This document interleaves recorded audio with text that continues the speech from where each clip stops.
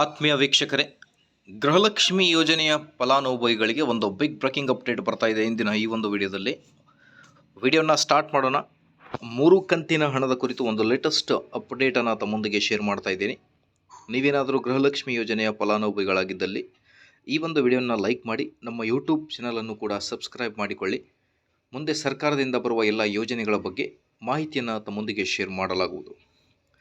ವೀಕ್ಷಕರೇ, ಗೃಹಲಕ್ಷ್ಮಿ ಯೋಜನೆಯ ಫಲಾನುಭವಿಗಳು 3 ತಿಂಗಳಿಂದ ವೆಯ್ಟ್ ಮಾಡ್ತಾ ಇದ್ದಾರೆ. ಗೃಹಲಕ್ಷ್ಮಿ ಯೋಜನೆಯ ಪೆಂಡಿಂಗ್ ಹಣ ಬರುವುದು ಯಾವಾಗ ಅನ್ನೋದ್ರ ಬಗ್ಗೆ ಸಚಿವರಾದ ಲಕ್ಷ್ಮೀ ಹೆಬ್ಬಾಳ್ಕರ್ ಅವರು ಒಂದು ಬಿಗ್ ಬ್ರೇಕಿಂಗ್ ಅಪ್ಡೇಟನ್ನು ನೀಡಿರ್ತಾರೆ. ಸೊ ಬನ್ನಿ, ಹಾಗಿದ್ದಲ್ಲಿ ನೋಡ್ತಾ ಬರೋಣ ಏನಿದೆ ಮಾಹಿತಿ ಅಂತ ಡೀಟೇಲ್ ಆಗಿ. ಸೊ ಸಚಿವರಾದ ಲಕ್ಷ್ಮೀ ಹೆಬ್ಬಾಳ್ಕರ್ ಅವರು ಜನವರಿ, ಫೆಬ್ರವರಿ ಹಾಗೂ ಮಾರ್ಚ್ ತಿಂಗಳ ಹಣ ಬಾಕಿ ಉಳಿದಿದೆ.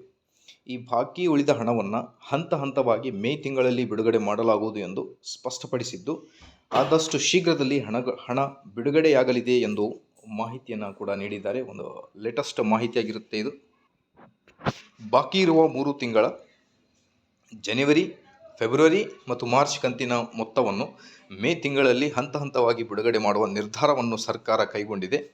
ಈ ಕಂತುಗಳಿಗೆ ಹಣಕಾಸು ಇಲಾಖೆಯಿಂದ ಈಗಾಗಲೇ ಅನುಮೋದನೆ ಲಭಿಸಿದೆ. ನೋಡಿ, ಆಲ್ರೆಡಿ ಫೈನಾನ್ಷಿಯಲ್ ಡಿಪಾರ್ಟ್ಮೆಂಟ್ನಿಂದ ನಿಮಗೆ ಗ್ರೀನ್ ಸಿಗ್ನಲ್ ಸಿಗ್ಬಿಟ್ಟಿದೆ.